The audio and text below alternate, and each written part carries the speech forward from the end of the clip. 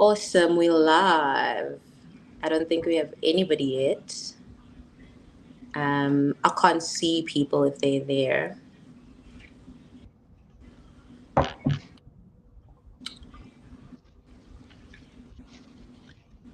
I'm having some Rebel. I live on that stuff.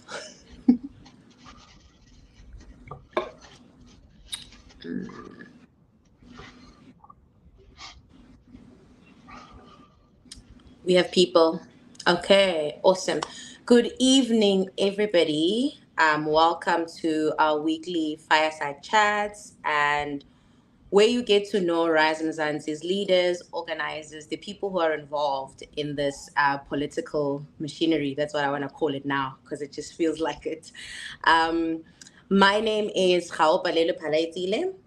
I am the digital campaigns manager at RISE Mzansi, and today I get to bring you who is Mandla Isaacs, who's our head of policy, and we're gonna just have a chat with him about who he is, what was his upbringing like, what was his journey to RISE Mzansi, and what does the future look like for Mandla.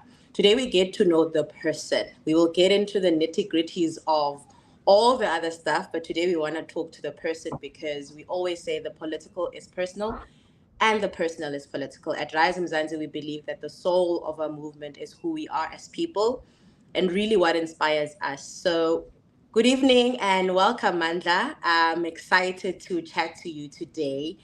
Please do introduce yourself and tell our audience shortly what you do at Rise. Ooh, good evening.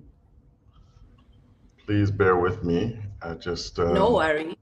was just trying to manage some technical stuff here. All right, let me leave that alone. So, good evening, Kyle. Good to be in conversation with you. Good evening to everyone who's joining us. You asked me a question. What was the question? Yes, my question was just shortly tell us in one sentence, what do you do at Rise? We'll go into it much later, but I just want you Okay. to tell them who they're speaking to. So, my role has been head of policy. So, I lead the policy development work for RISE Mzansi. Awesome. You're the guy who gets the people on social media and all over to be asking us the most tough questions almost every day. So, welcome. Today, we're getting to know you, the person behind the head of policy. Who is he? Can you just take us through where was Mandla born? Did Mandla have siblings? How was life like as a child? Uh, wow, we're going all the way back. Um, so I was actually born in the United States. As you may be able to hear from my accent, which is not as, in my mind, it's not as strong, but to most South Africans, the moment we meet, are like, "Oh, what's going on? What's there a twang, or why do you sound like that?"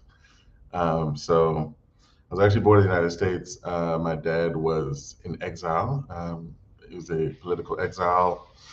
Um, Left South Africa because of his work as a Black consciousness movement activist and student activist when he was banned. And so, yeah, he ended up in the United States after a couple of stops in different parts of the world and met my mom. And they had me in the early 1980s in New York City, where he was representing the PAC at the United Nations.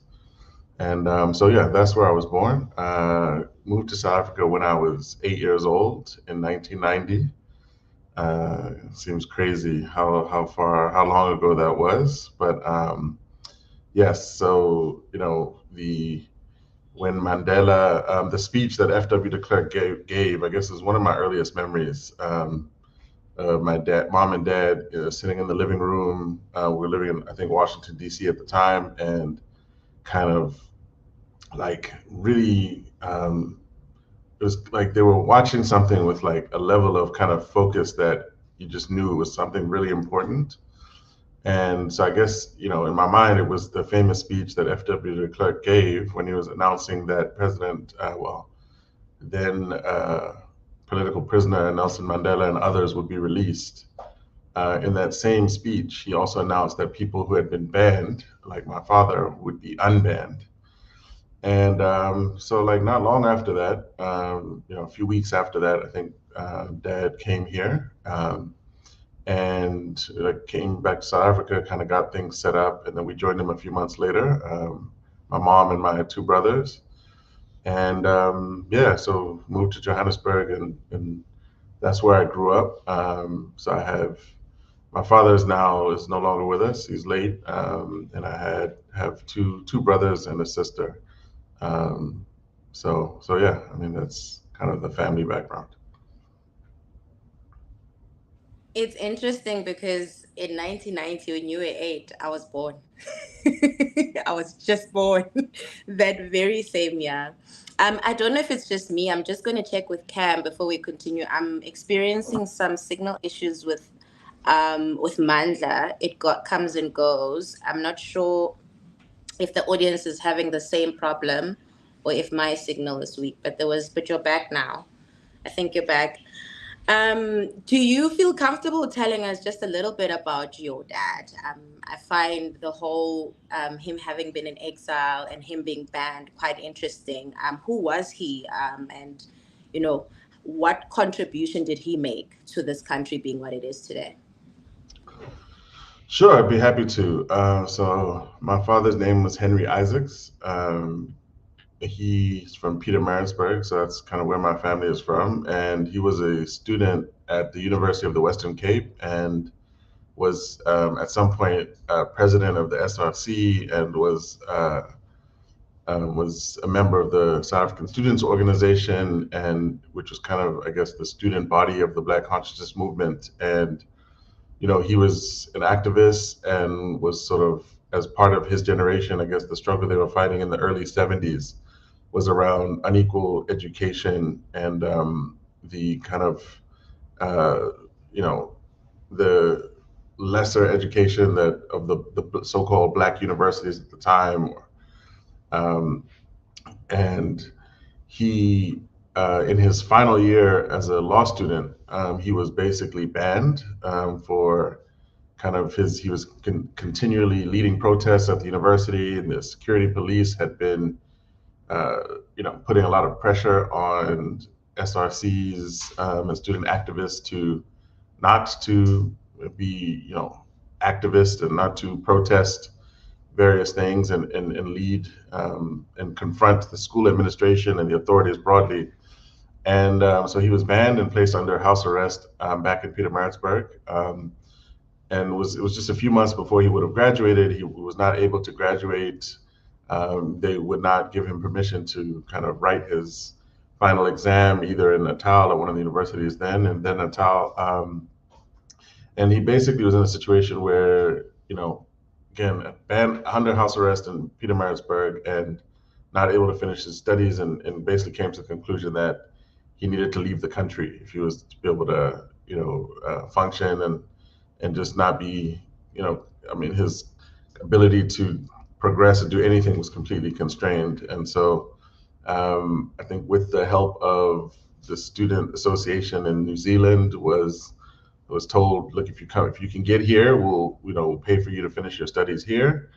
And so he, skipped the country and got to New Zealand, I think went through Swaziland and so on, and eventually got there, finished his law degree, and then, at some point joined up with the PAC and joined them formally and became an activist in that organization and worked there for many years. I think spent time in East Africa and then eventually was kind of stationed in the U.S. And so yeah, I think I mean, as you can tell, I guess, I don't know if it's I've always seen probably my own journey as like a continuation of his. I don't can never really think of a time in which I wasn't aware of politics and um, its importance. So I suppose I kind of really inherited that from him to some extent.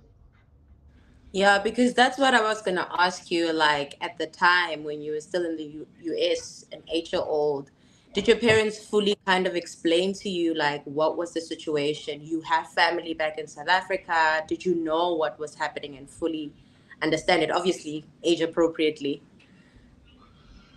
Um, so I didn't know a lot, right? So I knew my dad was South African. Um, I knew, and I didn't know much more about the country. I mean, you knew about this figure of Nelson Mandela.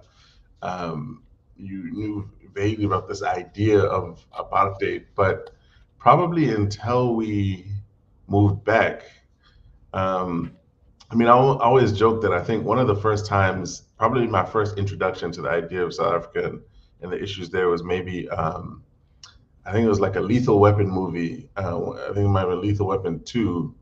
Like the villains were these South African government guys, and Danny Glover was kind of trying to bring these guys down, and so it was kind of like very much patchy and from the outside in. But when we moved back, obviously, I mean, it's complete change, right? As a kid, going leaving my school, my friends, everything I knew, and moving to South Africa, and this was like the dying days of apartheid. I remember my mom had to request permission, like from the families on the street where where we moved to, that for a black family to move in to this white suburb. And so very quickly, I became, started to learn more about everything in practice. And, just growing up in that period of the transition was extremely kind of, I mean, it was extremely challenging and just really, I think,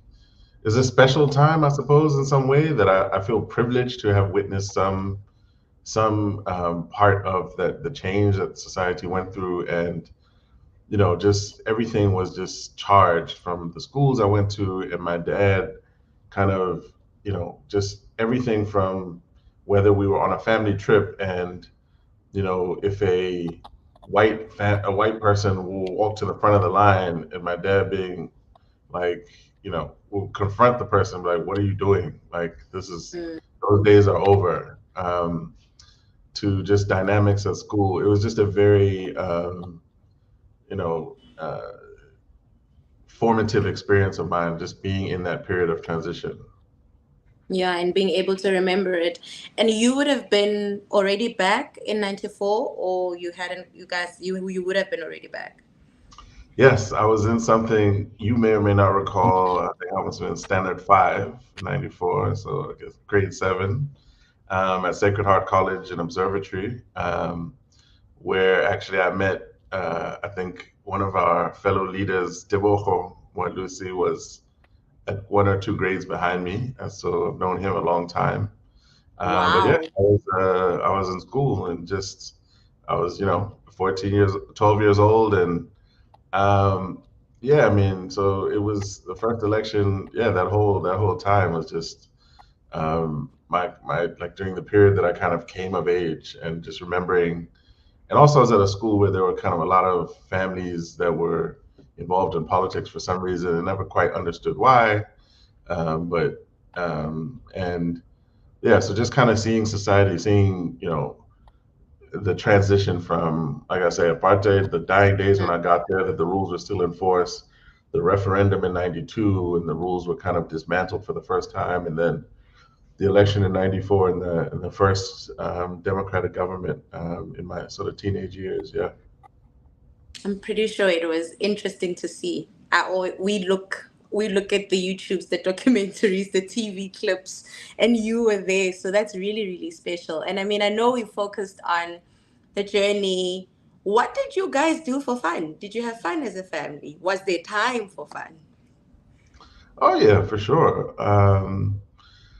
Yeah, I mean, as a kid, I remember just playing sports and being and hanging out with my friends and walking around and getting into trouble, and as a family, just doing stuff like uh, playing board games together. And I always joke with my cousins.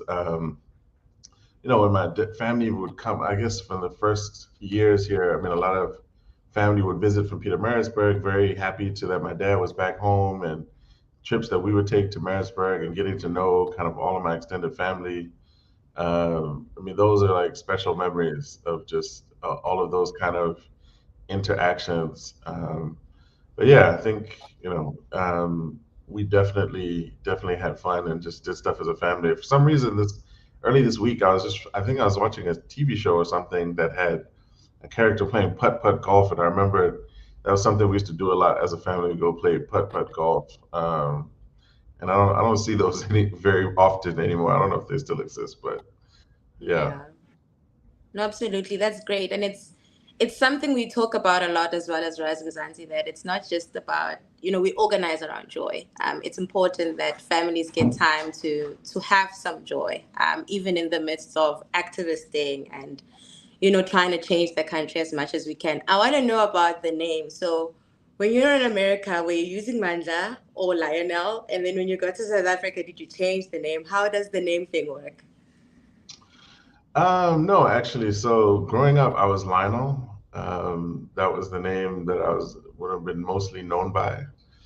And it's interesting. So my auntie gave me the name Mandla, and in kind of probably growing up, I had this kind of, I guess I'm now what's called a third country kid, like where you're kind of between two cultures, and that was kind of challenging to kind of like figure out where I fit, and I was like always feeling a little bit different. But I think when I was kind of in my early 20s, and I think I really started to kind of like figure out who I was and what mattered to me, and particularly where I wanted to be and kind of make my contribution. And I think, just I guess where my consciousness really started to develop, just like a real kind of coming of age period around 2021, particularly in university. And, when I ended up studying politics and kind of really finding my passion. I remember, I think it was 2003. The Steve Biko Memorial Lecture was given by uh, is a Kenyan writer, Ngugi wa Thiong'o, who wrote, I think, Decolonizing the Mind and other things. And he talks about memory and language, that memory resides in language.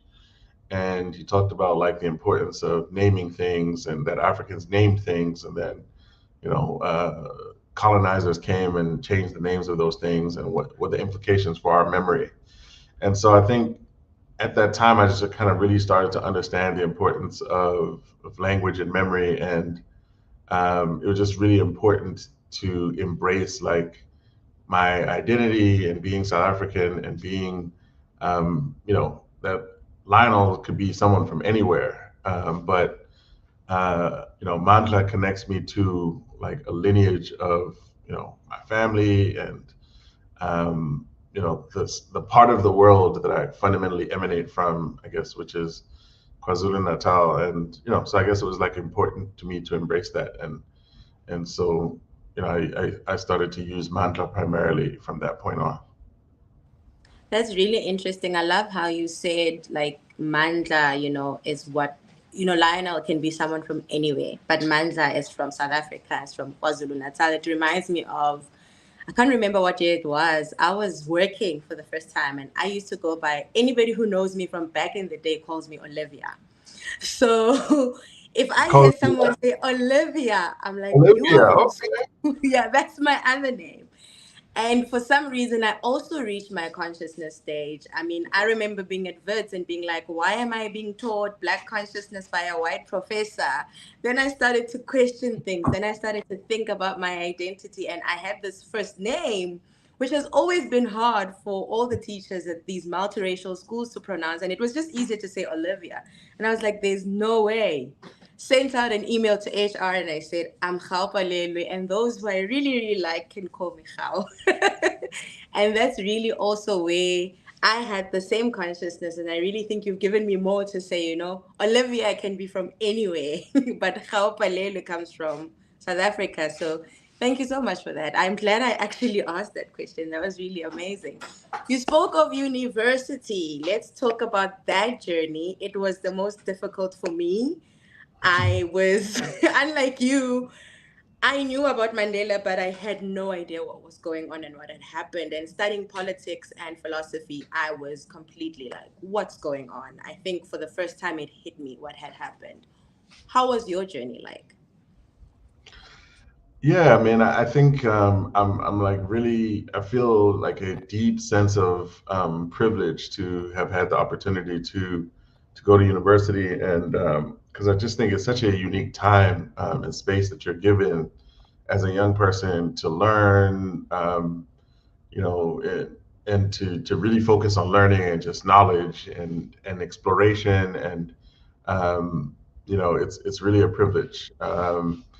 And I started out actually in the School of Business, and I realized there was something that just wasn't connecting for me. I kind of made it.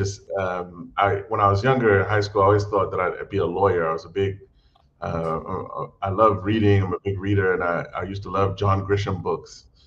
And I think the law thing I probably inherited from my dad, I suppose. But then I think in these John Grisham books, the lawyer was always talking about how he had like worked such long hours and it was terrible for their family life and they got divorced or something. So I was like, okay, law's out. That doesn't sound good. And then I kind of had to make a call about what school I would study in the university, and I chose business. It's like, well, I feel like maybe I want to make money or something, so maybe business. And that ended up being a terrible idea because I wasn't passionate about it. And one of the things I learned about myself is if I'm not passionate about something, it's very difficult for me to sustain. And I then got the opportunity. I think I ended up taking my second year taking some time off from school, and I realized that what I wanted from school was I wanted to learn how to think. I wanted to learn about the world. I wanted to kind of learn about the big ideas. And I guess in retrospect, what I wanted was a classic kind of liberal arts education. I didn't want to learn how to do something. I wanted to learn how to think. And so I was like, well, what are you really passionate about? Put aside, what you'll do for a living and what it will mean, but what are you passionate about? And I was like, well, politics, political science made sense to me. And I went back, and then everything fundamentally changed. And I became, I just started performing particularly well. I was just excited to be there, excited to wake up every day, and just saw it as just a complete um, privilege to be able to go to class every day and learn about the history of the world, how the world is organized, the structure of society. And I just took off from there. It was just a great. The rest of my university experience was like, this is what I wanted. So that was amazing. Yeah, and apart from the learning, what the culture, did you meet any people who have inspired you? How was the culture like? Because I found that the lecture rooms are really, really great, but also you get so much from what's outside the lecture room, the other students, the organizations, the formations. Were you part of any of those at all? Yeah, so I went to university in the U.S. So I graduated from high school in Johannesburg, and I went to university in the U.S. at a school called Howard University in Washington D.C. And it's what's in the U.S. terms is called a historically black college or university, an HBCU. And it was really my mom kind of chose it, um, and I kind of went there by accident. I didn't know about the history or what to really expect. Frankly, I was a little bit of a slacker in my teens, to be honest. So, but when I got there, I mean, I'm just so grateful that it so worked out, and also just really, I think that experience, one of the things that it taught me is, you know, a lot of us like to have this idea when we're successful that kind of we did it on our own, but there are so many people that helped me get achieve whatever I've achieved in life. Whether it was my mother, the luck that I have to have been born to two parents that were so intelligent and accomplished, and have gone to good schools, and so many people that pushed and contributed to wherever I've gotten.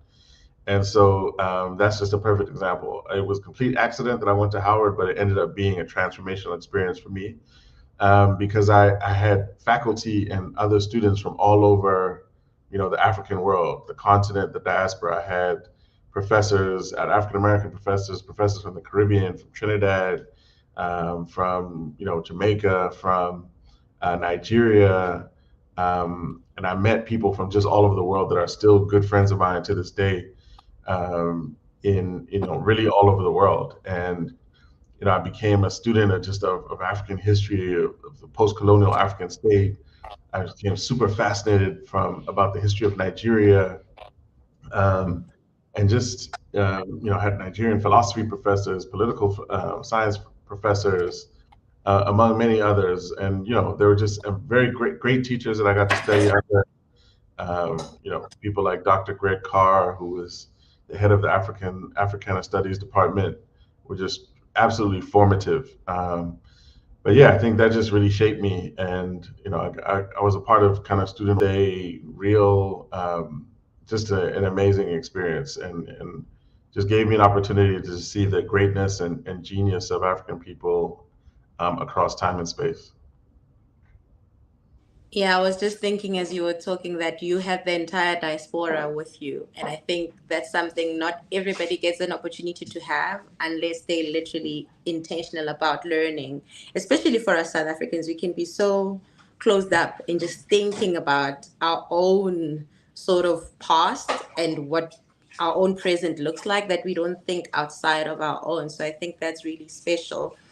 Um, what I did want to ask you is, since you're a scholar in this, what do you think we sort of our transition from colonization to apartheid to where we are now? Do you think there's something that we have missed as South Africans that we could have done better as we get into the work you've done in government, in policy, and how you got to RISE? I hope my question makes sense. No, it does. It does. Well, I would say there are kind of maybe two things that I take away from uh, my kind of academic journey. I think one is I think that in terms of the legal segregation and experience of institute like truly institutionalized racism in the way that we experience in South Africa, I think that there's commonalities with the rest of Africa, but I think societies that had you had number one a kind of settler regime where you had white people on the ground in numbers. Most African countries, as part of the colonialism, never had a European population of more than like 1%. Um, there's a famous quote from some African historian who says, like, calls the tsetse fly was the African's best friend because, in essence, Europeans never went to like West Africa in large numbers because they just weren't suited to the climate or what happened, or it just turned out that way. Really, you're talking about like Zimbabwe, Kenya, and then maybe kind of Mozambique, were kind of some of the large settler populations. So in the main, there was a small class of European colonists that kind of relied on the traditional structures that existed. But without going down that rabbit hole, the point is that I think South Africans, in terms of the history of how we've experienced colonization and racism and the effects culturally and psychologically, I think we have most in common uh, with Africans in the Caribbean and particularly the United States. So I think Jim Crow and segregation in the U.S.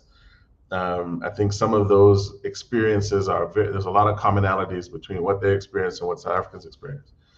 There's one thing I would say. I think the second thing I would say is it's particularly troubling to me that as one of probably the last African country to become free of to achieve self-determination and majority rule, we had the benefit of From Ghana in 1957 and the first wave of African independence, and like from 1960 onward, where the majority of African countries became independent in the early 1960s.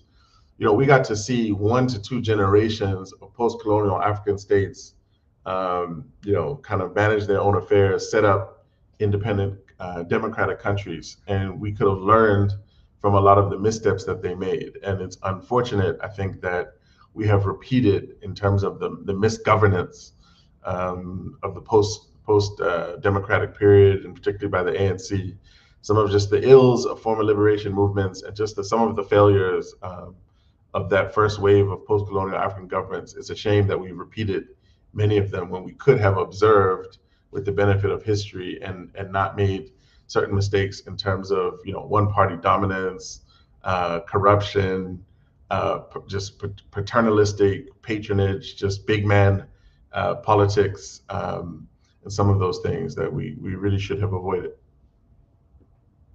Absolutely, and I think we're gonna go into it more later when we just talk about Rise and the future, and what it looks like, because ours is not just 2024. We have a vision for South Africa. Um, how does Mandla become a government advisor? If I missed the step before that came about, please do fill in that gap. But how do we get there? What was the journey to that? Oh wow! I mean, the journey was long. How it was long and windy, no question. I actually came back from university in my mind. I was going to work for government. I wanted to be a public servant. I just wanted to serve. I graduated at 2023, and I was plan was to come back, become a public servant, and I just was always clear that I wanted to work in government. I just fundamentally Wait, believed. Mandla, you're probably the only first person I've ever met who came from university and said, I want to work for government. Like, what inspired that? I wanted to be a public servant. I fundamentally wanted to. I fundamentally believe in this idea of. I'm an idealist. I fundamentally believe in the idea that government, that like visionary, effective government is such a difference maker for a society. I think that it is extremely difficult for a society to thrive with bad government, and that if you have really good government, you just create an opportunity. I just think you have the conditions in place for society just to really take off. And as I say, I don't know if it's nature or nurture. I don't know if I just because of who my dad was, that I was always gonna be politics minded. But I just always wanted to be a part of that, just to be a public servant, and I've just always somehow seen myself in that space. But when I got back, I was applying for government jobs, and like never got a call back. Never came anywhere close to. I had no idea how to get into government, and probably that may or may just be the luck of the draw, or it may just be something about us needing to have. I do think we need to have much better, and goes to some of our policy things around public sector reform. But um, I fast forwarding a little bit, to a couple of years ago, I went to do a a second master's in public administration at the Harvard Kennedy School of Government, and you know I got the opportunity to see how several countries around the world, in terms of how their civil service runs, and they're very like clear, transparent, kind of meritocratic programs for people to work for the state, where it's not this kind of murky, how do you actually get in thing that we seem to have here in South Africa. So let's put that aside. But so back then, long windy road. I just needed to find a job. I started out working actually in IT, as a business analyst, and eventually a project manager. And then from there, I transitioned to management consulting. And one of the main reasons I wanted to go into management consulting was that I had heard that management consulting firms often work for government. So I thought, okay, that's a little bit closer. Maybe if I do consult to government, at some point I'll get an opportunity to go work for government. And I worked for a kind of a big management consulting firm for a couple of years, and got to do some public sector related work. but still it was not scratching that itch. And then eventually I quit, and I ended up working for doing some work for another political party as part of my long windy road, lots of zigs and zags. And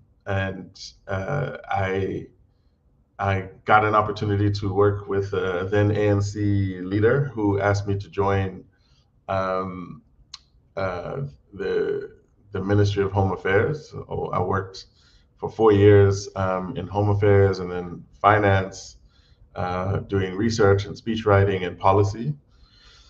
And from 2014 to 2018, and that was probably like the highlight of my career. Really, actually working in national government and like being a public servant, which I had wanted to do for so long, and actually waking up every day to do like the people's work was kind of, it was just a real honor and just extremely fulfilling. And then after I left, which I basically made it. From what I saw, I got the opportunity to work at a pretty high level. I got an opportunity to see, how ministers in the national government work. I got to see how the cabinet kind of works on big issues, at finance, and we will come back to that. I know I saw in your brief that there's going to be some questions about, some of my career experiences, so I'll hold off on some of that. But I made the decision that the kind of change I wanted to see wasn't really possible inside the ANC government. And so I left in 2018 and went back to management consulting. So through that career, I've served governments kind of in different parts of Africa. I've worked in East Africa, West Africa. I've worked on state-owned company policy. I've worked on economic development, sector strategy, agriculture. So got the opportunity to see different African countries function, which has been extremely useful to me to see some of the similarities, some of the differences. And over the last 2 years, I've been working in the Middle East, where I had the opportunity to learn a completely new region as well, but also working on development issues in the Middle East. So that's kind of the broad strokes of my career.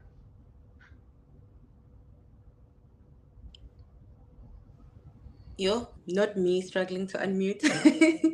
It's such a wealth of knowledge that you have, obviously. I'm interested to know, you spoke about having worked at the Department of Home Affairs and that experience that you had and how that was the highlight of your career.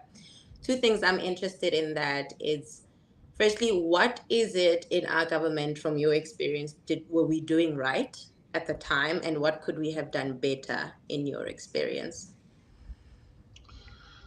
Oh, that's a very good question. So I would say that,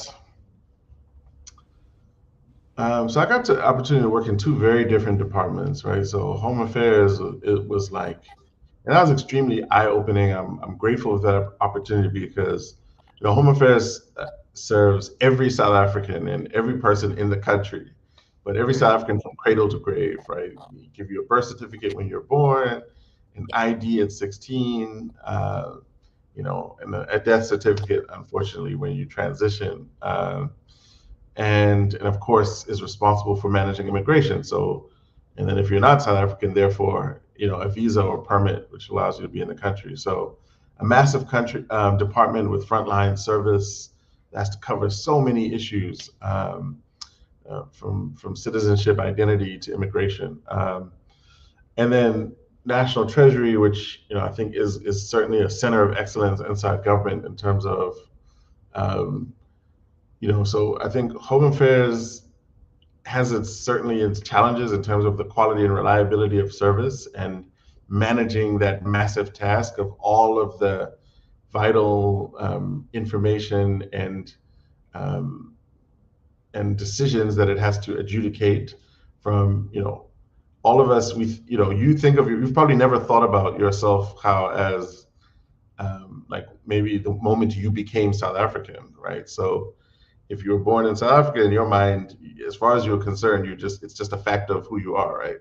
Yeah. But you didn't become a South African until a Home Affairs official issued an identity document for Gao Palelwe, Palaetsile, I hope I'm saying your name correctly, with an Olivia in the middle or somewhere there, this is who you are. And so there Yeah. are people that don't get that document because maybe their parents didn't have a name yet, and so they didn't get a birth certificate at the hospital, or maybe someone died when they were young and they were raised by family members and weren't registered. So all of those dynamics of citizenship identity.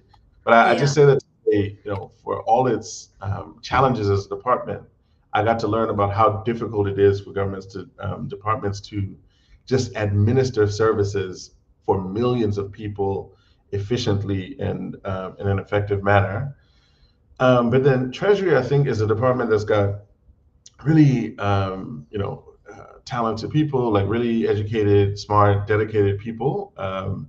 It's got some of the best and brightest. I think it's still one of those centers of excellence in government. Like government's got some big variations between excellence and not so much. So I think what I'd say we've gotten right is, I do think for the first probably 15 years of democracy, I think up until, Polokwane, I think the government was trying. I always say, when I think about political leaders, there are two things that I always think about, right? So the first is a political leader, what are they in it for? Like what drives them, right? So are they in this for to improve the life of South Africans? Like are they in this to fundamentally achieve outcomes for their people, or are they in it for their own personal advancement? Then the second is, do I agree with your vision and your agenda for how you're going to go about achieving those things? So with President Mandela and with President Mbeki, as much as I didn't agree with President Mbeki on everything, there are lots of things I disagree with President Mbeki on, but I do fundamentally believe he woke up thinking about, how to improve South Africa for the benefit of all of us, and went to sleep thinking about that. I don't think he is in this thing for himself. I don't feel the same way about President Zuma. So I think we were developing and trying to figure out how to achieve an effective government up to that point. But I do think after President Zuma took over, it was different. It was just, I think that for the ANC in government, fundamentally, maybe not everyone, but for enough of them to decide, you know, um, what at the end of the day, it's not about is it all or is it some, but ultimately for the ANC as an organization, as a culture, and a guiding ethos, I believe that it's fundamentally become about power and dividing the spoils, and governing the country, I think, is actually secondary. So that for me is what went wrong.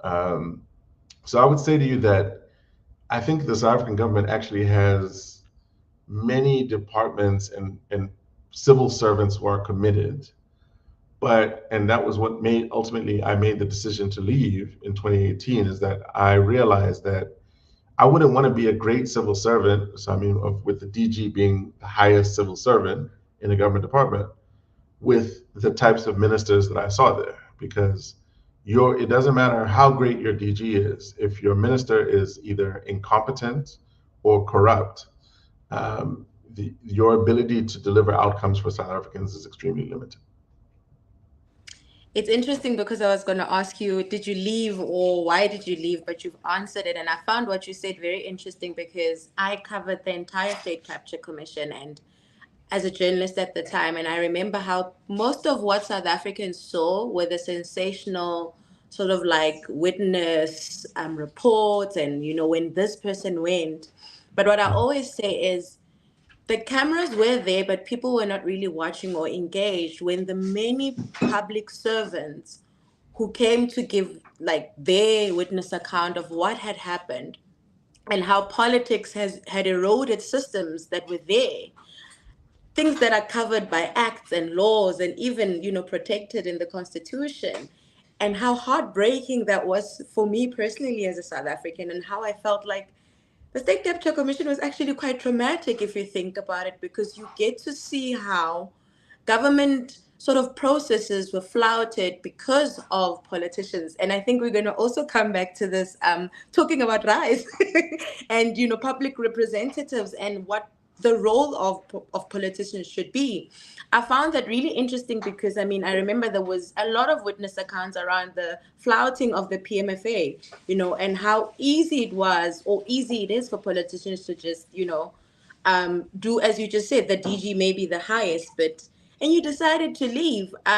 Did you ever feel like you were giving up, or were you really certain ethically that it's impossible for me to thrive in this environment?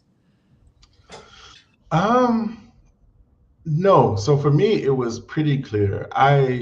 Look, I mean, I'll be completely honest with you and our fellow leaders on the call that when I started working in the ANC government in 2014, I had been extremely, not just extremely critical or skeptical. From 2007, when Polokwane happened, I was just like, I remember some of my best friends are like very like deep ANC people, grew up in the ANC, parents were leaders, and they're like, I was like, this is crazy. Like, what are you even talking about? How can I mean, for me, the Zuma thing and everything that happened was extremely predictable. I thought he was a person who was not fit to govern. And I mean, it's as simple as that. And I think history has borne that out. But at the same time, I had this conflict of, um, in 20, that I wanted to be a public servant, right? So I fundamentally felt wanted to contribute, right? So it's like, well, do you wait for the perfect set of circumstances to contribute, or do you do this famous thing that always have this debate with fellow kind of idealists of, do you wait for the perfect system, or is change from within an imperfect system possible? And so that was my experiment of, let's see if change from within is possible, right? And I came to the conclusion that change from within was not possible. And at that point, then I had to leave, because then what are you doing? And I would say I'd known Songezo, and he's one of like several kind of fellow travelers of people I've been speaking to over the years of like how we could fundamentally change what the direction the country is going. And we meet every couple of years and have this discussion of, do we need to start a completely new party? Is that what? But that's super difficult. Or do you try to join one of the existing parties and change it? But I think September 2018, when I left government, I was clear that the ANC cannot be saved. I don't want to try to save it. It can't be changed from within, or not in a timeline. If I'm going to spend 10 years doing a thing, I'd rather spend 10 years trying to build a new political movement from the ground up with the right vision, the right values, and the right culture than trying to change, an 100-year-old organization. And so for me, it was very clear that I was like, this experiment has failed. South Africa is going nowhere under the leadership of this party. Come 2024, that's the year, because I mean, 2018, it was a year out from the next election. It was just too early to do anything. I was like, come the next election, I want to be a part of a new movement to change this country. And that was the thinking. And did you find any hope? Because post Zuma, there was Ramaphosa. That transition, what did that signal to you, and how did you feel about it? Well, I'll be very honest with you. I so two things. 2019 is the first time and only time that I voted for the ANC, and I did that as um, I was like, from Cope in '09 to I've always been like I've been sort of, I don't want to say anti-ANC, but I've been highly skeptical of the ANC as a vehicle for leading this country throughout my adult life. And I was like, but I'm tired of voting against something. Like, there was no other, I felt none of the existing alternatives was a real alternative. So I said, you know what, this time around, like, let me give you, Cyril Ramaphosa, a mandate, right? Like, I want to, if you fail, let it be that I don't say, like, oh, I told, like with Zuma, it was like, this is a disaster, and I told you it was going to be a disaster. This time around, let me be like, I gave you the benefit of the doubt. I voted for you with hope, and I now feel that I can recall as a stakeholder, I can now say, but this isn't what I wanted, right? But very simply, when President Ramaphosa was elected, I was like, I hope you prove me wrong, because if you prove me wrong, it means you govern the country well. But I don't think the ANC can do anything that can lead this, provide the leadership this country deserves. And I remember thinking the worst case scenario for me would be if, because South Africans want the ANC to succeed, they want, there was the whole Tuma Mina thing. Like, fundamentally, I mean, that's the tragedy of the ANC, is that, South Africa wanted the ANC to be successful after 1994, and if it um, had led with the vision, the values, and its stated vision, values, and politics, that would have been a great thing. But unfortunately, it betrayed that and became about power and dividing the spoils. So when President Ramaphosa was elected, I remember thinking the worst thing for South Africa would be is if he does just enough to keep this like dream of renewal alive. That people think, oh, okay, actually, look, I think the ANC can be cleaned up. Like he's doing, but he ended up being a disastrous president. I actually thought I didn't expect him to be as disastrous as he ended up being, and so I'm thankful for that because South Africans have recognized that this is not it, and so that makes the case for change obvious. Whereas if he had kind of like been just okay, then it would have been that much harder to show South Africans that look, you need to stop holding out to this hope that this party is going to renew itself and understand that we need an alternative. But thankfully, he didn't do that. He has been a disaster. So the case is obvious, to me at least. I also voted for the ANC in 2019. Tumamina did bring something to all of us. I'll never think of that song the same ever again. And just talking about alternatives, you left in 2018. What did you do in between, and how do we get to RISE Mzansi? Like I said, so I went back to the private sector. I went back to management consulting for a couple of years to kind of figure out the next move. I'd also, I think, if I'm honest, I think my time in government, I think saw, I think I've seen the leadership that I saw, unfortunately, in government was non-existent, particularly at cabinet minister level. And I think some of the leadership I saw more leadership and excellence in the private sector. So I went back to management consulting. The pandemic happened, so that there was some disruption there. And then I'd always planned to take this year to, in my time at National Treasury, I kind of developed in the Ministry of Finance. I really came to believe that the biggest problem, biggest public policy challenge in South Africa is developing the economy. It's how do we create jobs? How do we grow? Like, how do we create the conditions for shared prosperity? And I because I was literally in the Ministry of Finance that every year, in the budget, people are looking to the Ministry of Finance to understand, are we going to get more prosperous? Are we going to do better? How are we doing as a country and as an economy? And seeing the challenges, seeing stagnant growth for more than a decade, seeing government's finances deteriorating and it becoming more difficult each year for government to fund public services, it became clear to me that, and also seeing that there were no answers. So seeing that the cabinet had no answers for how to grow the economy, how to resolve our deteriorating situation. So it became clear to me that I needed to build my knowledge and my expertise. And so some of the best like thinking I encountered on our economy and what's wrong, the structural challenges and what we need to do to get out of it, and to not just like uh, not just to not struggle, but to literally transform society as some of the most successful developing countries have done, was by scholars like Ricardo Hausman and Danny Roderick.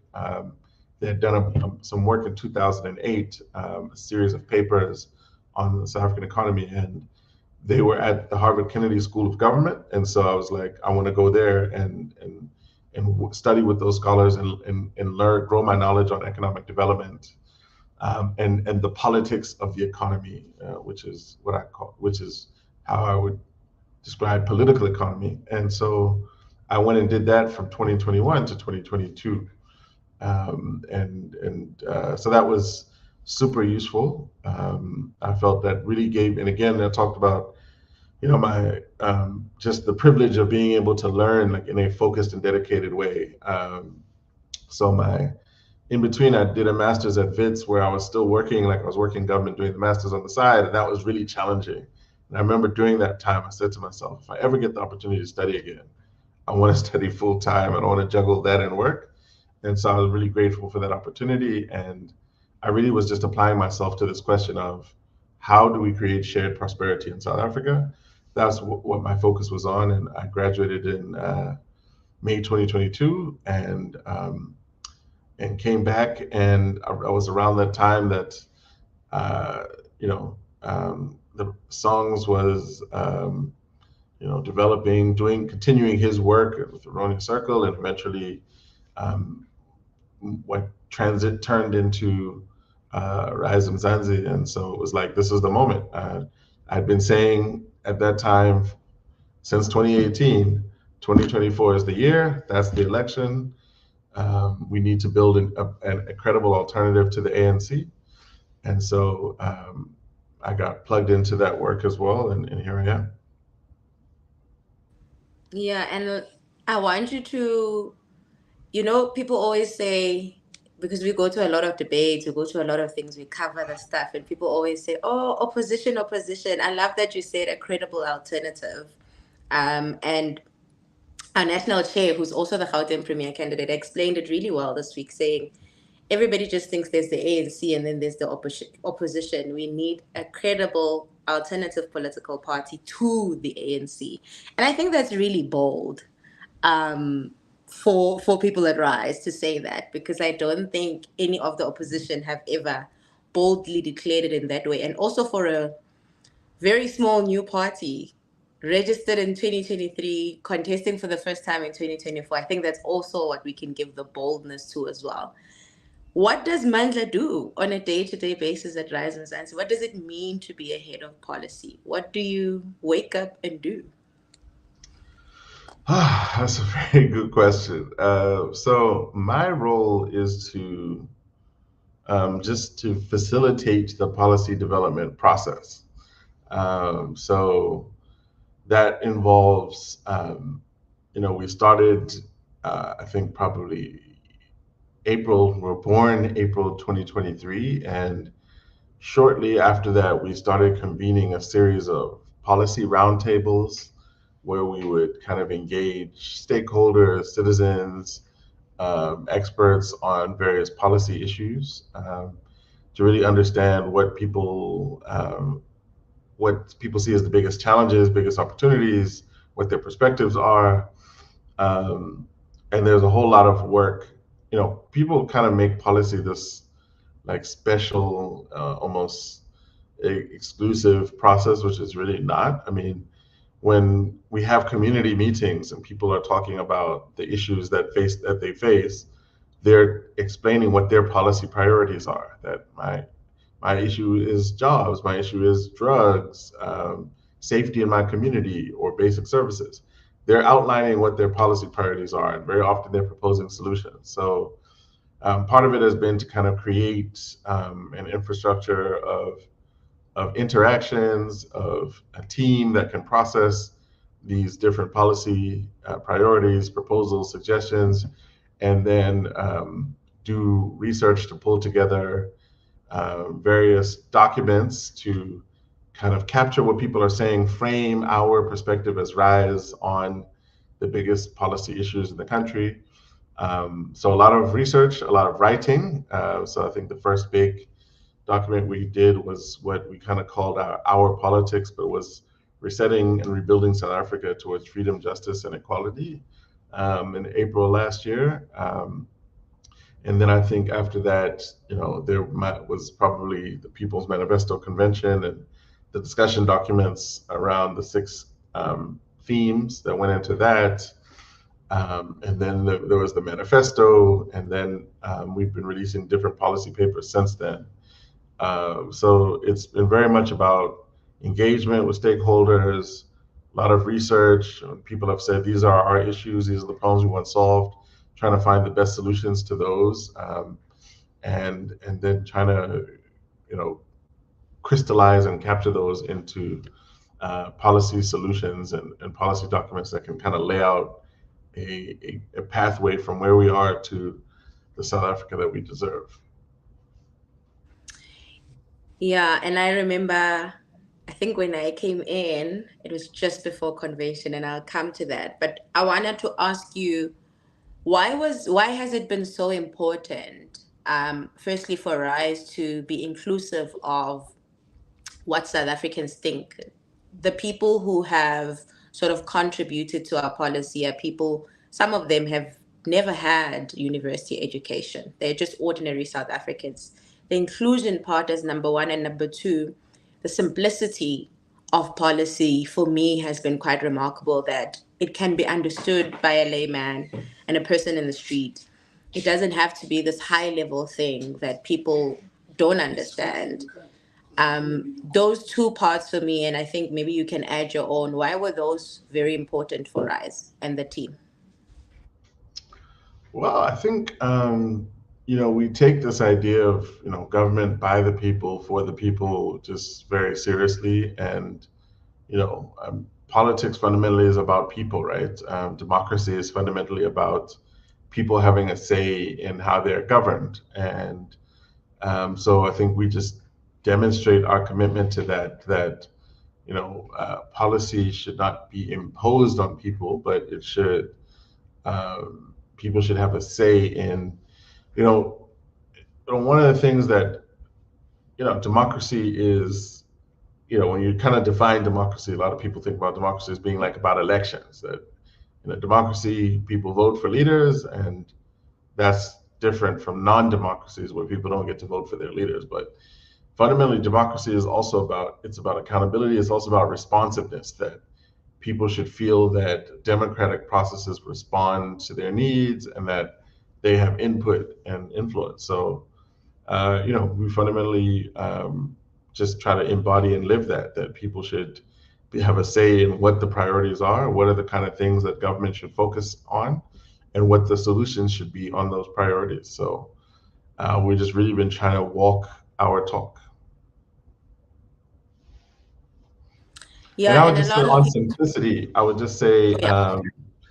you know, uh, I think it was like Jesse Jackson said something that I thought was quite profound. He said something like, if you're communicating, you should communicate in such a way that a 6-year-old can understand and an 80-year-old grandmother can understand. So it's not, and that's one of the reasons why I decided not to become an academic, because I never really understood the need to like write in an inaccessible way that very few people can decipher. So I think, the onus is on us to, to communicate and try to communicate ideas in a way that's accessible as possible that anybody can engage with. So that's something we've just tried to embody, and Sonya's has been like a very like a stickler for that, and so we've just tried to make sure that to demystify this idea of policy and not write impenetrable documents that people can't engage, but from just how we communicate our themes and our priorities, that it should just be in a way that like people can understand and engage with. Absolutely. I mean, I'm biased, but also it's been amazing to see how, just from the convention, the messaging has been quite simple around what our policy is, from the declaration to the manifesto, and to now the different papers we are writing, which speak to what we've outlined in the manifesto. But I can imagine that there must be challenges trying to accommodate what everybody thinks, or a lot of the people who represent a lot of the, because we couldn't see all South Africans in a few months. It's Yes. impossible. You'd have to engage people who represent people and so on. But it must be challenging to try to accommodate what everybody thinks or suggests or what everybody says. How have you guys been able to maneuver around that specific challenge? Yes, it has. It is extremely challenging. I don't think that we've like found the perfect way. But I would just say that, I mean, that's the work, right? Like, it's mind-boggling to me to think that, and I see these kind of 30 years of democracy things, and like the Constitution, and that some of the things that we criticize now, like, oh, why do we have PR? Why are there no constituencies? And why are there provinces? And why, was the economic settlement not what it should have been? And it's just, I think that the nature of politics is it's this, right? I mean, we don't live in a dictatorship where one person can decide or a small group of people can decide. The nature of democracy is that it's a process of bringing in as many voices as possible, making it as inclusive as possible, and just working through. And it's definitely not easy, and it's always imperfect. But that is the nature of democratic deliberation and policy development in a democracy. It is that messy, chaotic uh, group exercise. So it's ongoing. It's a work in progress. Absolutely, it's where we wrestle, and that's how democracy really actually works. I have to ask you this. One of the things that speak to this has been the contentious and controversial issue around Palestine, from each and every statement and positions and all of that we've had. Mhm. Has that also been part of the challenge, or have people kind of misunderstood where RISE stands? Well, certainly, I think there has seemed to be a lot of misunderstanding about where Rice stands. I mean, it is one of the most emotive and challenging kind of issues in politics. There aren't easy answers to the situation, but yeah, I mean, I think we have been.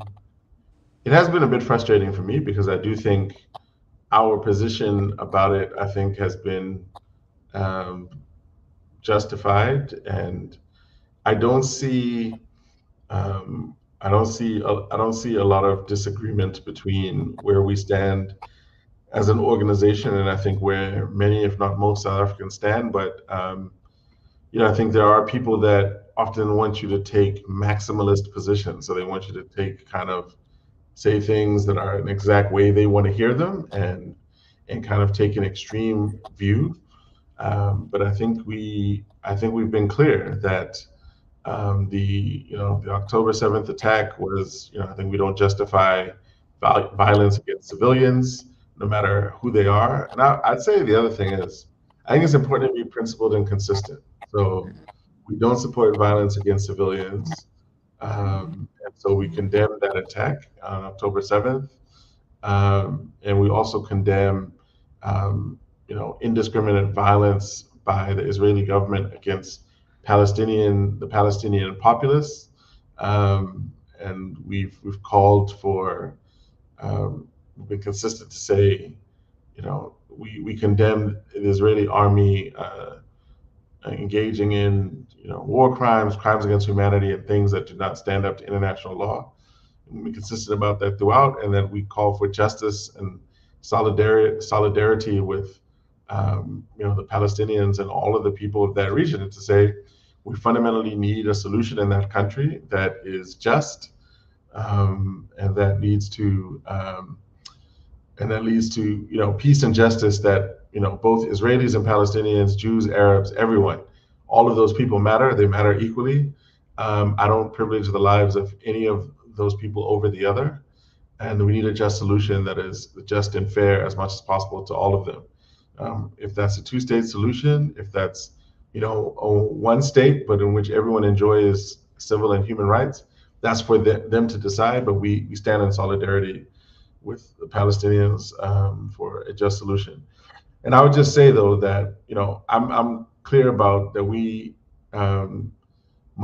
need to be consistent and principled. And so for me, I'm heartbroken by just conflict and suffering, like anywhere. I'm you know like I say, for me, what's happening in the DRC, which is a region that I've studied and followed closely since I was a college student.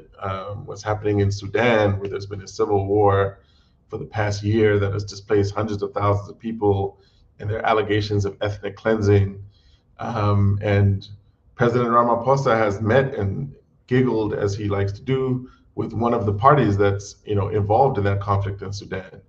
And so it's unfortunate that I think South Africa, we have a unique moral authority in the world. I think because of the history of our struggle, our history of apartheid, and our democratic transition, and how that showed the world what's possible in terms of peace and reconciliation, like how we, how we think about and how we communicate about conflicts and injustices in the world, it has a bit more weight perhaps than certain other countries. Like what we say matters. People pay attention around the world when South Africa says an injustice is taking place.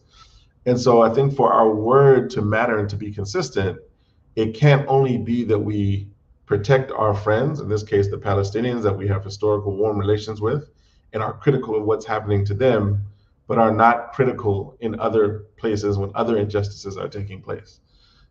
So I think I'm proud of, I think, the foreign policy that we're starting to articulate at RISE, that we are consistent, it's based on values and it's based on principles, and we're willing to call out injustice whenever we see it. So, yeah. Thank you for that, Mandla, and also just mentioning what's happening in the DRC and Sudan, because we don't really say much about that. And I think it's very important what you've articulated. I want to go back a bit, but also look forward to leadership as one of our key policy sort of focuses, and how we've articulated it. And I think it also speaks to, it's under the same sort of mashed potato of democracy, public representation, and how we see the relationship between politicians, public representatives, and the electorate. And I remember we talked about how, the Zuma era and, the failure of leadership there.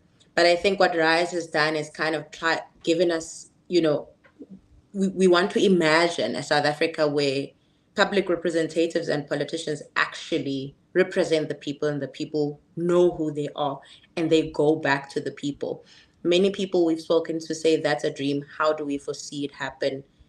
As the team, I'm sure you've heard this from people saying, we don't know who this person represents us. How do we see this working? Is it something that's a dream, or is it something we can believe in and actually execute?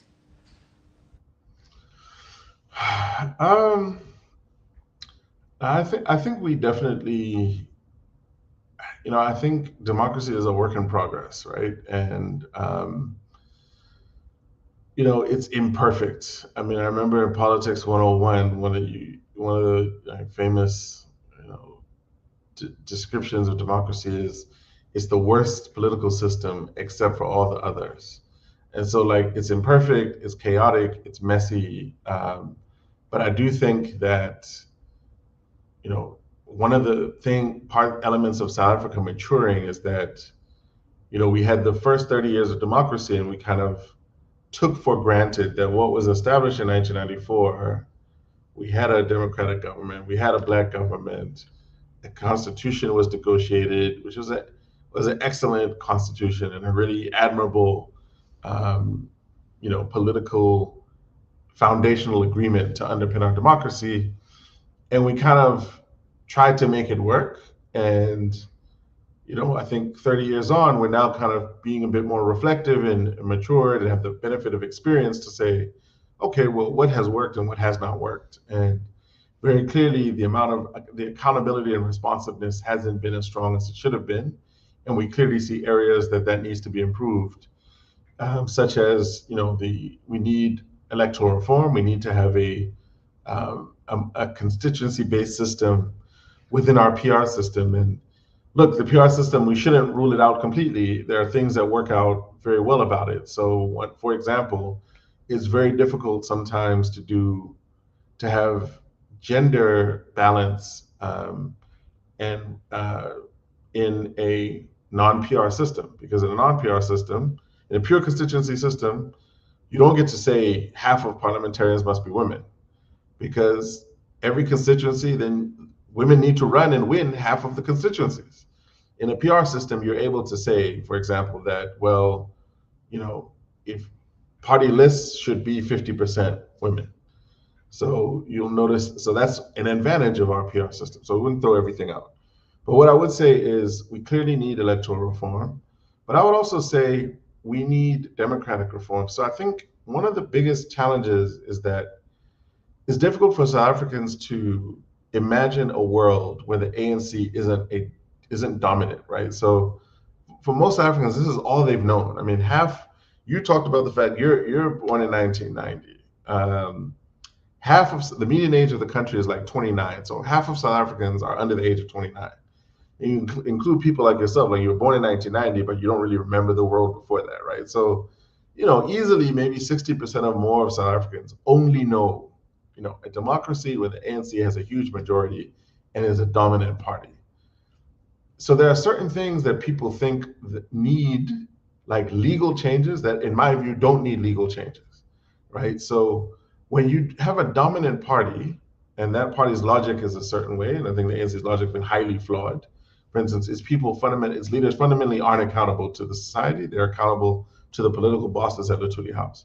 But that doesn't mean that's the only way to do politics. That's just the ANC's way. And we are imagining and embodying and walking a different way. And it's not necessary, everything's not just about rules. It's about, we fundamentally believe in responsiveness and accountability. So we are committed to going about that in a different way. So we've said after elections, our public representatives may need to make themselves available regularly, come back to their communities and their constituencies and talk about the work that they're doing in whatever legislature or body that they're represented in. But also fundamentally think South African politics is maturing, and to the extent that politics is going to be more competitive, excuse me. I don't think there's going to be a time for the foreseeable future where one party just dominates South African politics. So all parties now are going to have to put their best foot forward, because voters are also more mature. They're no longer just saying, well, I'm with this party, I'll die in this party. If they're good, great. If they're not, oh well, but that's my home. Voters are now saying, no, if you're not delivering, I'll take my vote elsewhere, or I won't vote at all.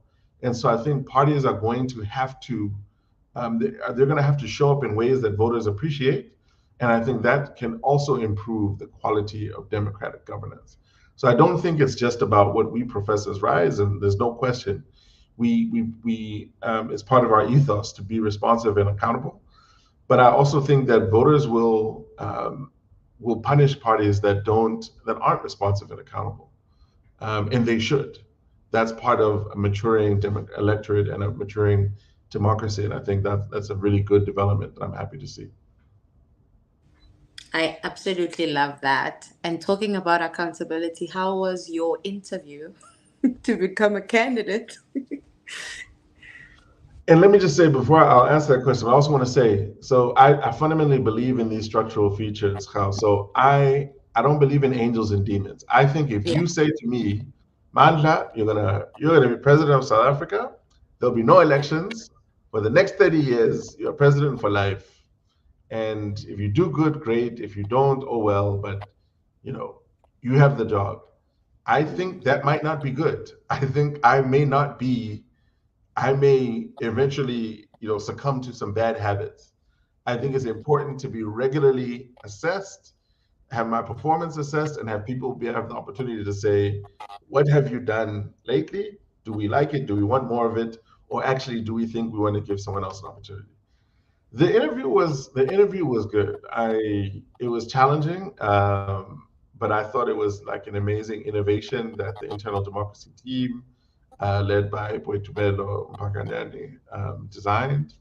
And it was honestly an honor to kind of sit before this committee and kind of go through like a really strong, like intelligently designed and independent process. And I'm just like a nerd. I just love politics. I love this stuff. Like I said to you a little bit about, we need to have more kind of transparent systems for civil servants. Like one of the reasons that Asia has had kind of some much better outcomes in the post-colonial period is that, like, they have a culture of meritocratic civil service, that the best lead. In RISE, we also often talk about the best must lead.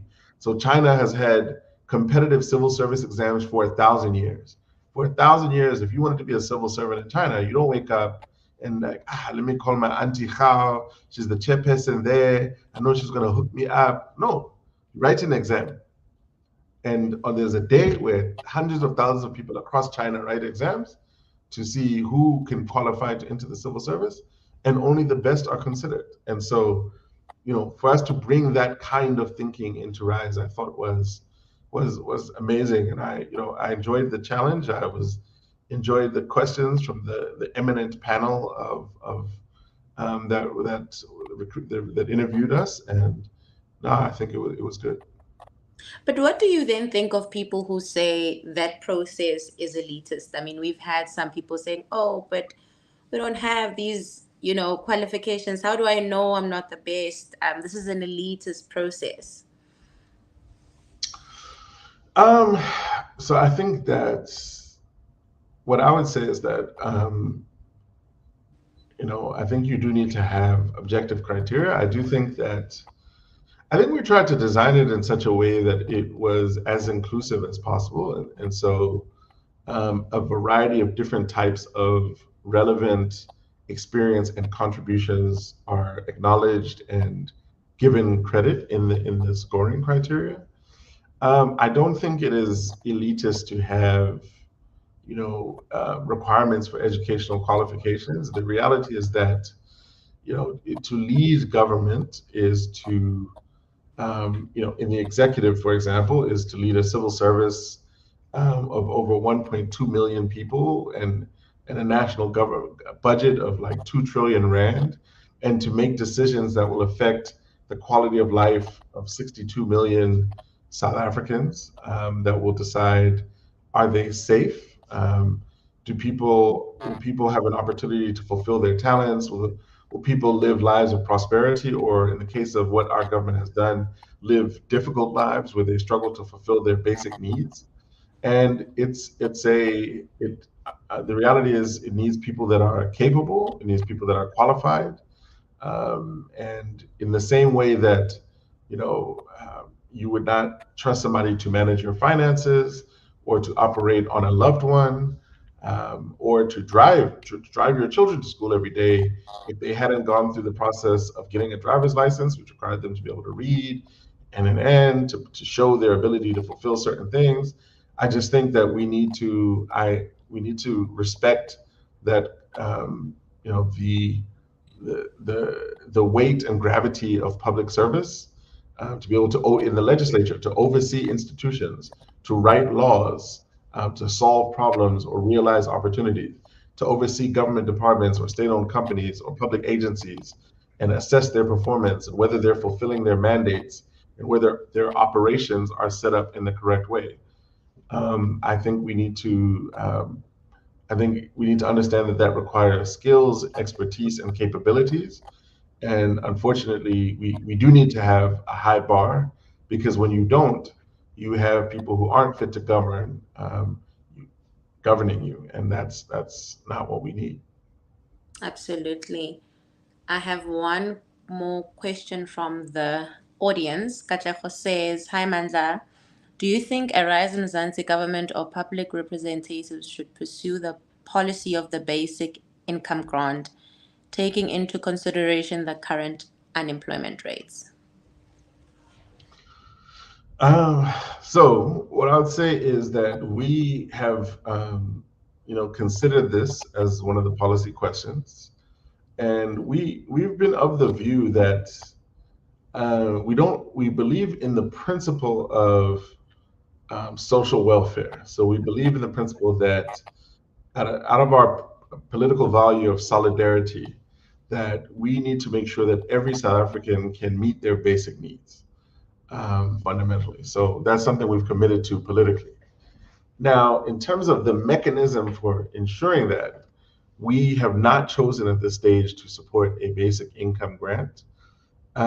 We think that what is needed fundamentally is targeted support. So we need to address fundamentally the things that are affecting people. So people find transportation to be that many people cannot afford to get where they need to go on a regular basis because public transport is often non-existent, and private alternatives like taxis and other things are very expensive.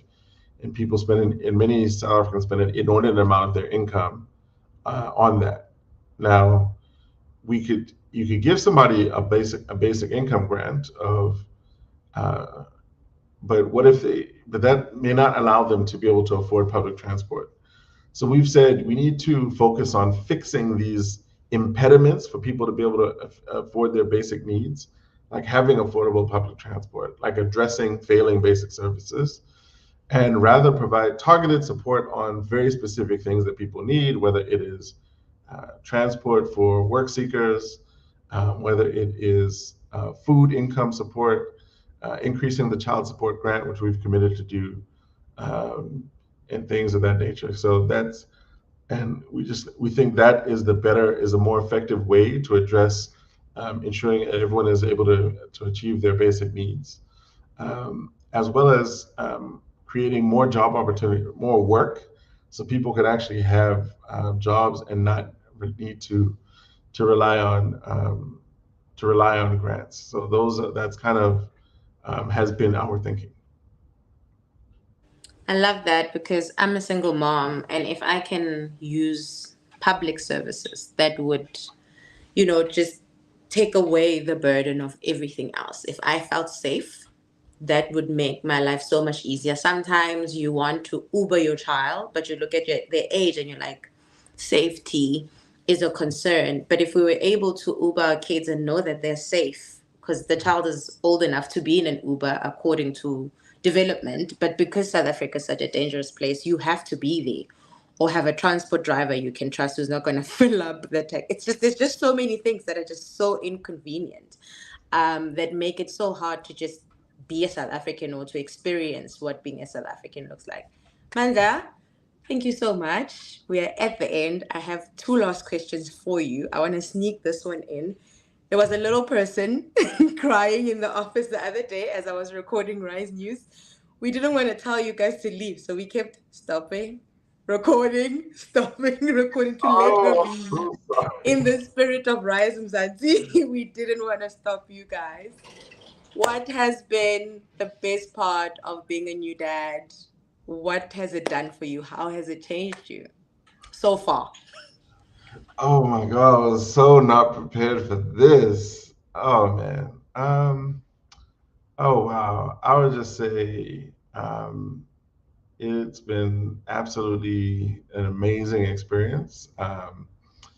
Being a new dad, just being in awe of just creation of a new life, of a just this vulnerable little person that is like means so much. Being in awe of my partner and uh, my wife, and bringing her into this world, and being such an amazing mother to her, and just the fragility and vulnerability, and just the sense of wow, having to nurture and protect this little person is just it's wonderful. It's glorious. And so I would just say, when I look down and just she smiles at me, it's just like everything is like it's the most beautiful thing in the world.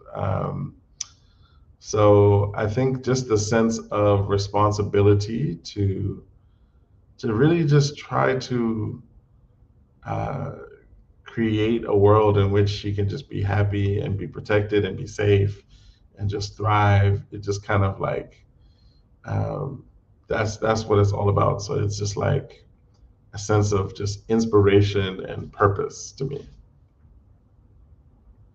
I love that. She is so adorable. I was working, so I couldn't. If I focused on her, work was never going to be done.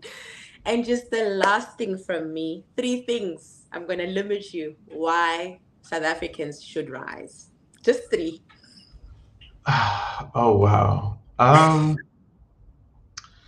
So South Africans should rise because this is an opportunity to like reclaim the South Africa that we deserve. Our mission is fundamentally not about winning an election. It's not about um, just fixing one or two small issues. It's really about building a country that we could be proud of and that is just worthy of our kids' futures. Is one. So South Africa we deserve. I think two is that no one else is coming, right? Like literally, if you're unhappy with what you see in your society, like there's no one who's coming to fix it for us. Like we have to be the ones to do it. And the Rise is an opportunity of just fellow crazy, idealistic people who are no one's perfect, no one's a hero, but just this idea that we're just the ones that are stepping up. So no one else is coming. So if you don't rise, then you're just gonna experience more of the same. Um, and finally, I would say that um, it's the culture that we're trying to build. I think what's consistent is that I think the best thing that we've created at Rise is that we're all doing this out of love. Like people aren't here out of bitterness. They're not here because they're anti anything else other than like failure. And but I think that people are in this because they love their country, they love their families, they love their communities, and they really want to contribute something to creating a South Africa that where people are cared for, uh, where people I think can thrive, where everyone matters, and where we stand in solidarity with one another and create a situation in which all 62 million people can thrive, and not only a small handful of us. And so I think that love of country, of community, of family is the third reason why everyone should rise. I absolutely love it. It's the labor of love. That's what we're all about. Thank you again, Mandla Isaacs, for spending an hour, 30 minutes with me in your busy schedule. And thank you for joining us and being here always. Stay tuned to our social media platforms, our YouTube channel, as we continue to tell you more about the campaign trail. This coming week, we're launching water paper, jobs and economy paper. You don't want to miss those two because those are fundamental to growing our economy. And people need water to live and to exist. Also, what's going to happen following us leaving, we're going to play the video from our Citizens Assembly on ending hunger. Please watch out for that and stay tuned for that because that's going to be also interesting. Thank you again, Mandla. Thank you so much, Carl. Bye.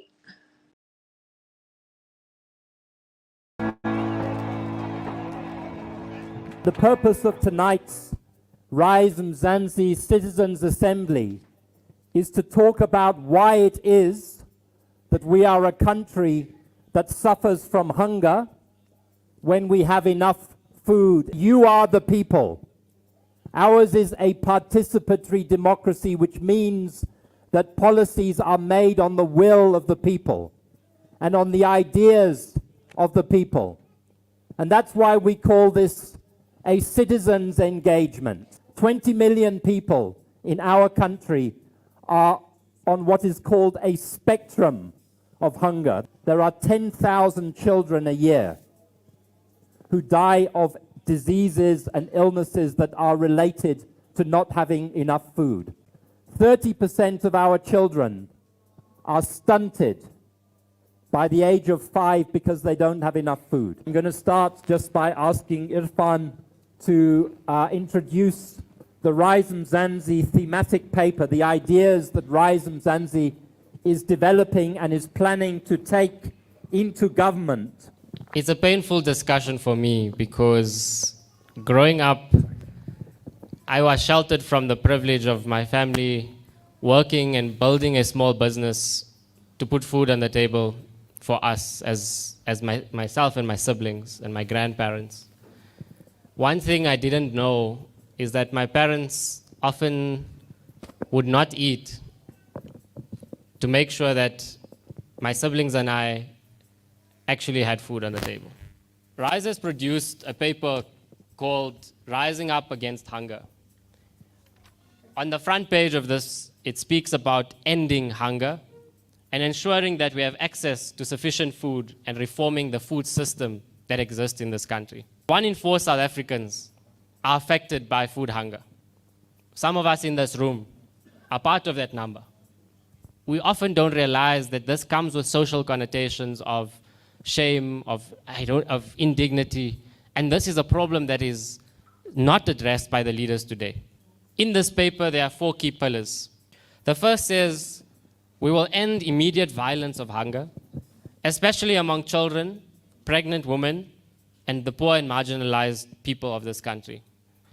New legislation will be introduced so that all unselected, unused, unsold food of good quality that we can still redistribute to community centers and to people who deserve to eat. Social security is necessary for us to actually alleviate people out of poverty and inequality. But the social child grant specifically needs to move beyond the poverty line of 680 Rand. And over the next 2 years, it needs to increase to 1,335 Rand. The next is a maternal support grant.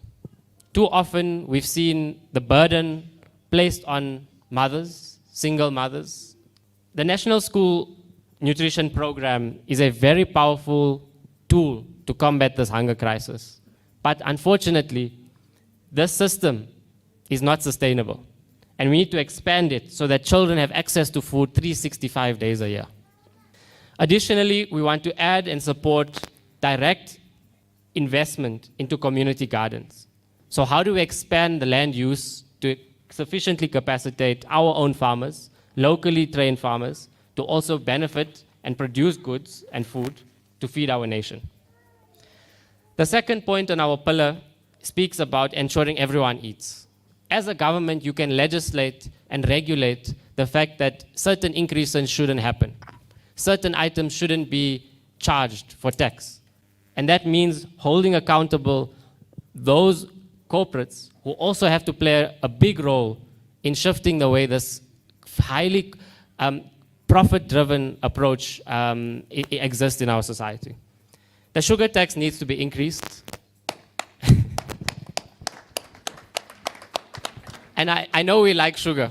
Many of us in this room like our cold drinks. This is an addictive substance, but it's also a damaging substance. We need to accelerate in our school system, but also public education. Like today, we're sitting in a room learning about this topic. In areas in rural South Africa, where people actually have some land to grow food, they can't grow food anymore. You can see in the Northern Cape, it's becoming hotter and hotter. And this climate impact on food systems, not just in South Africa, but the SADC region. We need to make sure we work with civil society, work with our local leaders, so that we can actually ensure that every single household, when they go to bed, there's food on the table. We're hungry in this country not because we're a country that doesn't produce enough food. In fact, we are a country that throws away about 1/3, I think, of our food. 1 in 2 people in this room, at the current rate we're going, is going to die of something called non-communicable diseases. Because in this country, we've seen it go up with 60% in the last year. Why? Because our foods have changed. We're not eating traditional diets anymore. We're eating things coming from packs. So we're having this strange thing in this country where 20 million people are hungry, but 7 out of 10 women are overweight or obese. 3 in 10 men. Our kids have double the rate of overweight and obesity than the rest of the world. These two things are not separate. If you're hungry, you're eating things that make you full. You're eating what we call ultra-processed food, things that come from a pack. And we are seeing a very interesting thing happen, where these big corporations, and I'm telling you now, they're basically all in Switzerland and the US, are coming in and they've said, you know what, we're getting in trouble at home. We need to start feeding our poison to people in other countries. It has now emerged that Nestle doesn't add sugar to their baby foods. In Switzerland, Germany, and the United Kingdom, but they do add it to baby foods in South Africa. There's a reason we don't add sugar to babies' diets. Okay? It's terrible for children. When Nestle was asked, why don't you do this in Germany, UK, and Switzerland, they said, you know, we just follow local laws. So my question is, why do we not have laws that protect us from trash being put in our food? We need to start holding these corporations accountable. We need things, so I'm very happy to hear that one of the things that RISE Mzansi wants to do is to tax sugar. Sugar causes diabetes. Something I would like to see in your food program is to be more specific about the National Schools Nutrition Program. We need school breakfasts as well. We need a universal basic income.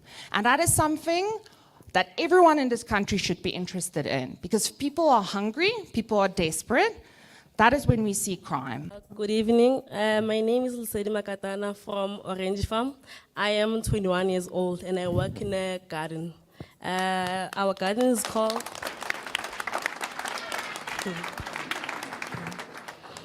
our garden is called Botle Hub. Since I was raised by my grandmother, so I didn't have parents because both my parents died. Some women around the township, they are starting a gardening project. Around, volunteer. So at first we didn't want to go there because I was young. I was like, I don't know anything about farming. I know nothing about growing spinach or anything. So okay, so more. Okay, they taught us grow spinach. I was taught how I should water. I was taught how I should plant those things. Okay, so it started in 2022. It was very cold, but we were going there each and every morning from 8 o'clock till 4 o'clock. So Hanseria, we started planting crops. That time we don't have any sponsor. We are just going there without getting paid, but we are still going there. We are still being patient, going there each and every day, waking up, grow the crops more. We made it a point where each and every week, once a week, like spinach, like potatoes, we have, if we have them, like body tomatoes, we had the green peppers, we have brinjals, we had a lot of things. Like each and every week, then we go and donate. That time we are not even working, but we are trying to help out where we can. So we just continued like that, sponsor. And early this year, we were successful. We registered We registered our cooperative. Then right now, we are still looking for our sponsors. We are still checking out for sponsors, taking our documents. But our challenge is, right now, we are failing to get a lease. where we are planting those crops, because we've been going to Bramfontein and back, but even now we still don't have the lease. Another thing, in our garden, generally a lot of youth. And I think we have 6 of them who were drug addicts, but they came after going to rehab. Even now.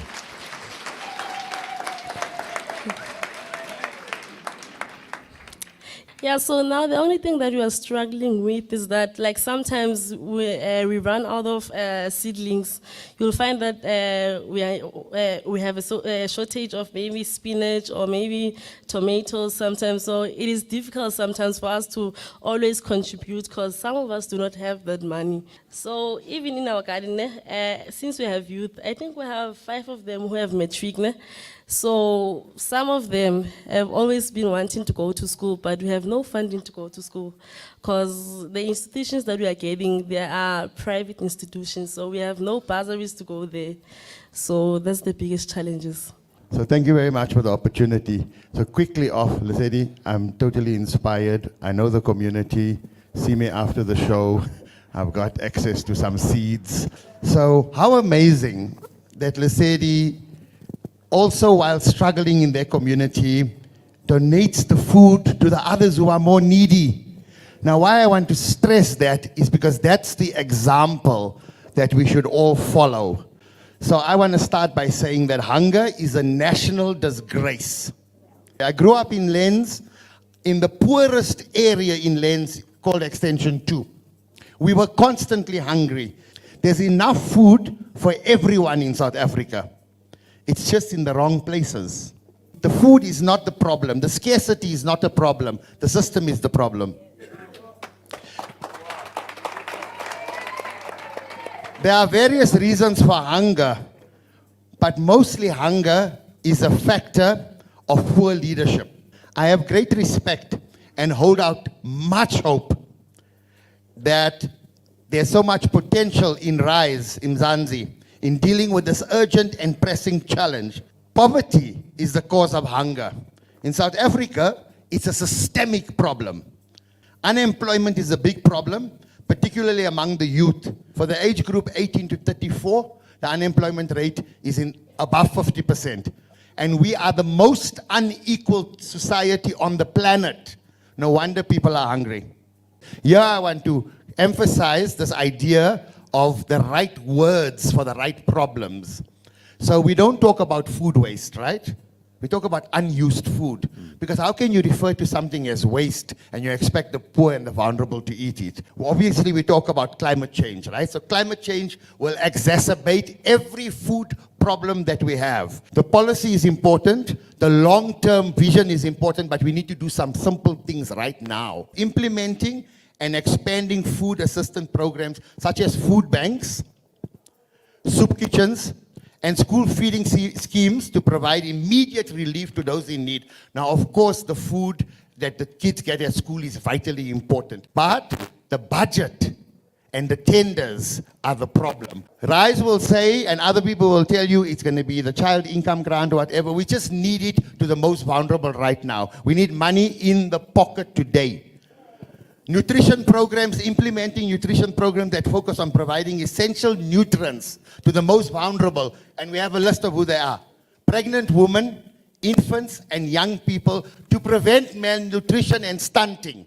Community food gardens are absolutely essential. I cannot understand why there isn't a community food garden in every public school in this country. I have a food garden on my pavement.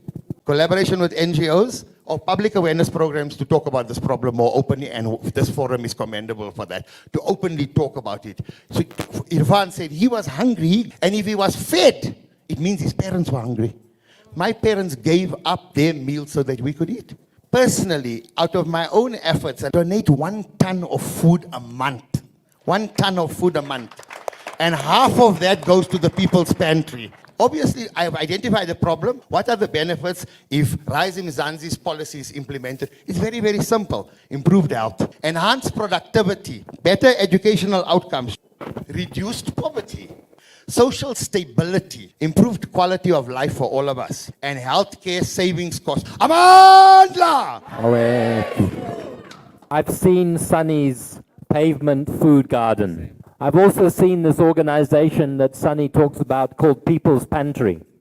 What I can tell you, which Sunny doesn't know today, is that People's Pantry is in danger of closing today because they can't afford 5,000 Rand a month for the warehouse space that they use to store food. It's over to you now, and I'm sure many of you have questions. People living with HIV, ne? It's for us, RISE Mzansi, that how are we going to stop that? Because I've realized that many people, they stop their treatment because of lack of food. I think you're absolutely right. It's a big problem that many people with HIV who are taking antiretroviral medicines are struggling to take those medicines because they don't have food. So we can see that this food issue is connected with good health. It's for you. I also said, thank you. You are doing a great job. So can't you expand it bigger? Orange Farm is big. Orange Farm we would really like to do it with you. So right now in Orange Farm, in there by Thompson Secondary School, we have started another garden there, and we already started another garden in Straightford Primary School, and we're still planning to go to many schools like Refaleti Primary School there by Extension 9, and we want to go to Extension 2, so we are still going to the principals. Last week we celebrated 1 year, and instead of us going to a stadium, we deliberately said we're going to make sure we support community kitchens. And in just this one weekend, we were able to impact over 100 communities. How are we going to fight hunger? But I'm coming from the perspective of traditional healers. There's a whole community of healers within RISE Mzansi. We can connect you afterwards with them because I think it's part of this discussion. RISE Mzansi has a beautiful idea on really trying to increase the social grant for single mothers. How will RISE Mzansi monitor that the money is really used for children? There will always be anecdotes about, people. There will always be like one or two examples of this person took their grant money and they did this, this, and this. I can tell you now, during the start of COVID-19, we worked with food parcels, and the experiences that I've had speaking to single moms are giving all their food away. It's literally a term in social science called sheltering. On the 12th of April, President Ramaphosa came to find out and make empty promises again. What RISE can do? This suggestion is for us all here. You remember Ubuntu. Hunger, we can fight it with Ubuntu. Ubuntu in policy form is a universal basic income, because that's exactly what it is. We say we're pulling all of our money in the form of tax, and we're going to give money back to each and every person. I hosted 4 of my own kitchens or supported kitchens on Sunday. Some of you are here. That came from me as a leader, not from RISE, because RISE doesn't have that money. So when we say it's somebody else's problem, we don't take responsibility ourselves and say, what can I do? That's when Ubuntu becomes real. Not from a point of compliance and counterfeit goods, we need a regulatory body that can do this work efficiently and effectively. There's an idea of a national food security and nutrition council that still doesn't exist. We need to implement that. So I'm not part of RISE, right? I will happily be voting for RISE. But that's not the good news. So Mark said that the People's Pantry is facing an existential crisis. Some of you may have seen that I was on my cell phone. I made an appeal to 3 people, and 2 have responded positively to say they will cover the costs. We don't know this, but one of the accountants or the bookkeeper for the People's Pantry is that gentleman over there. And Mark, there's the proof of payment.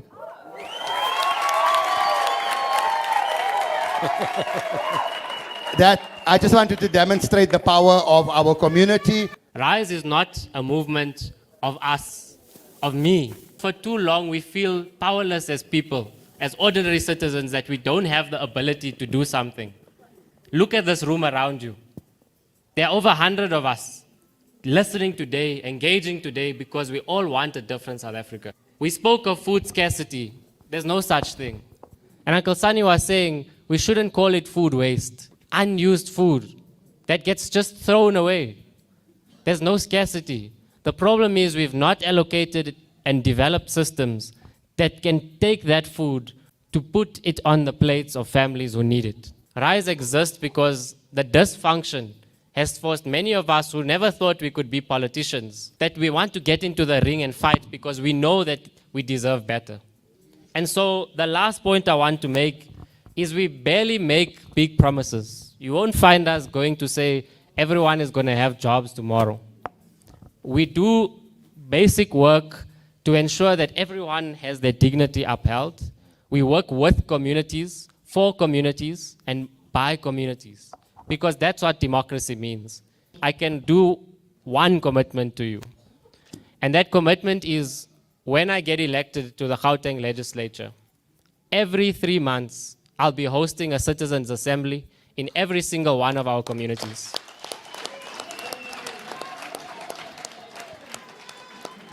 And what that's going to do is make you and me and everyone here hold ourselves accountable. The election takes place in 1 month and 2 days. That's still enough time to go into our communities, to get people who are saying, I don't want to vote, I'm sick of voting, nothing changes, and so on, and say to them that RISE Mzansi will bring change. RISE Mzansi will make sure that there are people in Parliament fighting for food,